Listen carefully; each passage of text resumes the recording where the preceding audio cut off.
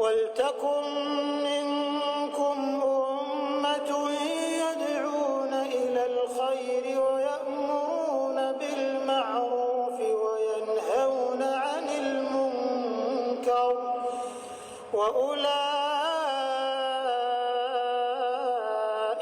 هُمُ الْمُفْلِحُونَ.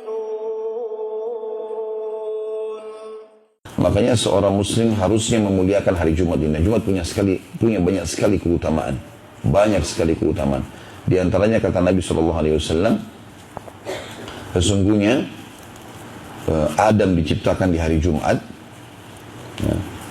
Dan juga kalau tidak salah dia diturunkan di bumi hari Jumat dan meninggal pada hari Jumat. Dan tidak akan terjadi kiamat kecuali pada hari Jumat. Riwayat lain mengatakan kalau tiba Jumat, maka seluruh hewan-hewan menengadahkan kepala mereka ke langit sambil menunggu apakah sangkakala akan ditiup atau tidak. Kalau mereka melihat sampai terbit matahari tidak ditiup sangkakala, berarti kiamat tidak terjadi. Ya, karena memang Jumat itu hari yang Allah tentukan khusus dipilih sebagai hari yang mulia bagi umat Muhammad SAW, sekaligus juga sebagai penentu hari kiamat.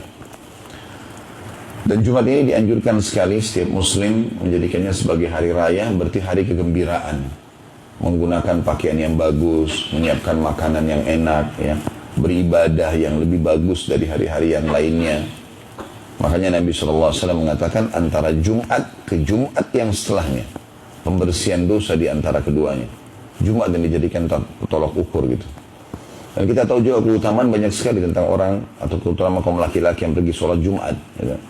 Siapa yang bersuci di rumahnya dengan sebersih-bersihnya, mandi yang bersih, kemudian dia menggunakan pakaian terbaiknya, kemudian dia menggunakan wangi-wangi yang terbaik yang dia miliki, kemudian dia menyisir rambutnya dengan rapi. Riwayat lain dia menggunakan minyak untuk menyisir rambutnya dengan rapi. Kemudian dia pergi ke masjid, lalu dia sholat yang diperintahkan, maksudnya tahiyat masjid. Kemudian dia tidak memisahkan antara dua orang yang sudah duduk. Jadi kalau memang sudah penuh saf, ya dia saf belakang. Kemudian dia mendengarkan khutbah yang disampaikan, lalu dia sholat Jumat, kecuali dibersihkan dosa-dosanya yang lalu. Jadi pembersihan dosa diberikan oleh Allah SWT pada hari Jumat itu. Ya. Maka sangat baik tentunya kalau orang menggunakan hari-hari ini sebagai hari libur. Sebagai hari liburnya, kalau misalnya orang punya perusahaan segala macam, itu sangat bagus kalau dia pilih. Misalnya kalau Sabtu Ahad diganti Kamis sama Jumat misalnya. Ya. Dan itu satu hal yang baik. Atau hari Jumat itu diberikanlah kelebihan-kelebihan, mungkin memberikan makan ya, kepada para pegawai atau apa sajalah.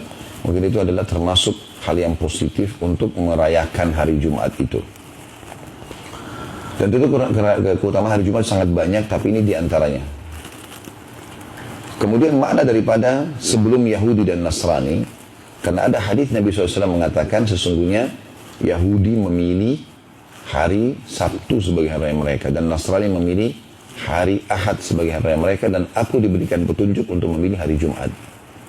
Jadi makna sebelum kalian, maksudnya sebelum kalian dipilihkan Jumat oleh Allah, mereka sudah milih duluan. Yahudi minta Sabtu, Nasrani minta Ahad, seperti itulah. Oleh karena itu sabda Nabi SAW tadi, Yahudi memilih Sabtu, Nasrani Ahad, dan aku diberi petunjuk untuk memilih hari Jumat. Kemudian disebutkanlah salah satu keutamaan hari Jumat di sini. Ini bisa terikutkan dengan poin keempat tadi ya sebenarnya. Di dalamnya terdapat satu waktu yang bila seorang hamba memohon kebaikan kepada Allah di dalamnya, maka dia Allah pasti mengabulkan permohonannya. Jadi maksudnya di Jumat itu ada Allah khususkan di mana pasti diijabah doa.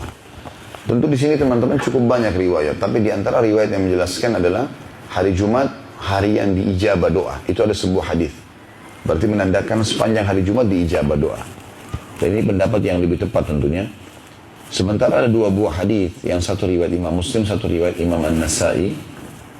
Imam Muslim mengatakan, atau disebutkan dalam hadis ini, Nabi SAW bersabda, hari Jumat tidak ada seorang muslim yang berdoa kecuali diijabah sama Allah, dan fokuslah berdoa pada saat khatib lagi di mimbar, di khutbah kedua sampai diiqamahkan sholat. Makanya para khatib-khatib umumnya pasti berdoa di khutbah kedua. Karena memang ini waktu mustajab.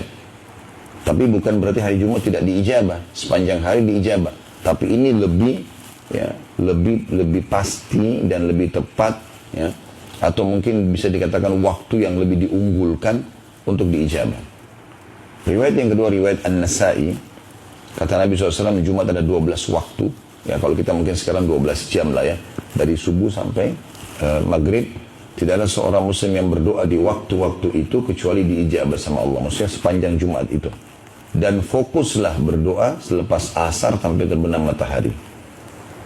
Jadi intinya semuanya waktu mustajab. Tapi dua waktu ini semestinya seorang muslim lebih fokus lagi untuk berdoa. Laki-laki dan perempuan tentunya. Perempuan pun begitu. Pada saat dia tidak sholat Jumat di masjid pun, karena sunnah boleh dia sholat Jumat di masjidnya. Tapi dia tidak wajib, bukan seperti laki-laki. Cuma boleh saja. Makanya di Masjid Haram Mekah sama Madinah tidak dilarang wanita masuk di masjid kalau hari Jumat. Bahkan di Madinah sama sekali tidak diubah tempat sholatnya wanita itu, dibiarkan mereka kalau masuk. Karena punya keutamaan dua masjid ini. Tapi lebih afdal dia sholat duhur. Gitu. Cuma karena Mekah sama Madinah punya keutamaan. Dan kalaupun tidak hadir ibu-ibu di masjid, tetap dia bisa, kalau dia dengarkan sekarang seperti ada mikrofon pengeras suara terdengar. Pokoknya dari khutbah kedua, ya, mulai masuk khatib duduk lalu berdiri khutbah kedua sampai iqamah salat, ini waktu mustajab. Kemudian juga habis asar sampai terbenam matahari. Ini saran saya Bapak Ibu, ya, kalau pas tiba sore habis asar Jumat seperti pas kemarin, kita kan ini Sabtu ya, kemarin sore, maka sudah luangkan duduk, walaupun cuma 10 menit berdoa kepada Allah SWT. Terutama pada saat menjelang terbenam matahari. Luangin waktu, sudah sejam sebelum maghrib, duduk, angkat tangan ke langit, menghadap kiblat, tulus berdoa kepada Allah Subhanahu Wa Taala. Jangan Bapak Ibu digoda oleh syaitan mengatakan, kan sekarang badan saya sehat, keluarga saya juga semuanya baik-baik saja, pekerjaan saya baik-baik saja. Berarti apa yang saya mau berdoa sama Allah? Ingat, saya pernah ulangi dan saya sering ulangi itu. Berulang saya ulangi ini. Kalau dalam bab doa lebih afdal dan lebih besar pahalanya, lebih Allah cintai, seseorang itu memohon kepada Allah agar nikmat Allah dipertahankan daripada musibah datang baru dia mohon dikeluarkan dari musibah itu. Jadi kita lagi sehat, lalu kita mengatakan, ya Allah, pertahankan kesehatan saya ini, ya, pertahankan kebahagiaan rumah tangga ini, ya, pertahankan keuntungan perusahaan ini. Itu lebih afdal daripada nanti sudah sakit baru minta disembuhkan. Memang baik kita minta disembuhkan, tapi sebelum itu mempertahankan nikmat lebih didahulukan daripada minta jalan keluar dari permasalahan. Oleh karena itu, justru dalam keadaan kita lagi puncak-puncaknya nikmat, di situ kita harus berdoa. Dan kata Nabi SAW dalam sebuah hadis, kenalilah Tuhanmu pada saat kau sedang lapang, maka dia akan mengenalimu pada saat kau sedang susah. Justru berdoa di waktu-waktu ini akan membuat, kalau kita lagi ada musibah, naudzubillah, cobaan, maka mudah sekali kita berdoa, ya Allah sembuhkan, langsung sembuh. Karena di waktu dulu, waktu kita lagi lapang, kita sering berdoa. Ya, termasuk sekarang Ramadan ini tempat-tempat mustajab doa, waktu mustajab doa. Apalagi kalau berkumpul antara Jumat dengan Ramadan, ya, Jumat di Ramadan, kayak Jumat yang kemarin misalnya, itu luar biasa. Ya, jangan disia-siakan ini. Karena kita waktu akhir, waktu asar, itu hari Jumat, bertemu dengan waktu menjelang buka puasa. Yang kata Nabi SAW, sesungguhnya orang yang berpuasa itu punya waktu mustajab saat dia berbuka puasa. Maka ini juga maksimalkan berdoa kepada Allah Subhanahu Wa Taala. Mohon selalu agar dimasukkan ke dalam surga, diselamatkan dari api neraka. Di Ramadan ini ada pembebasan dari api neraka. Kata Nabi SAW, sesungguhnya di Ramadan ini ada pembebasan Allah Subhanahu Wa Taala hamba-hamba tertentu dari api neraka. Ya, dan itu terjadi di setiap malamnya. Pembebasan artinya kata ulama atau utaqa minan nar, bahasa Arabnya, itu berarti dia akan dihapus namanya secara abadi dari neraka. Artinya kata sebagian ulama, setelah kalau Allah ijabah dia di Ramadan dimasukkan dalam orang yang dihapus dari api neraka, setelah Ramadan dia tidak akan buat dosa lagi. Allah jaga dia. Sudah menjadi ahli surga tentunya. Seperti itu.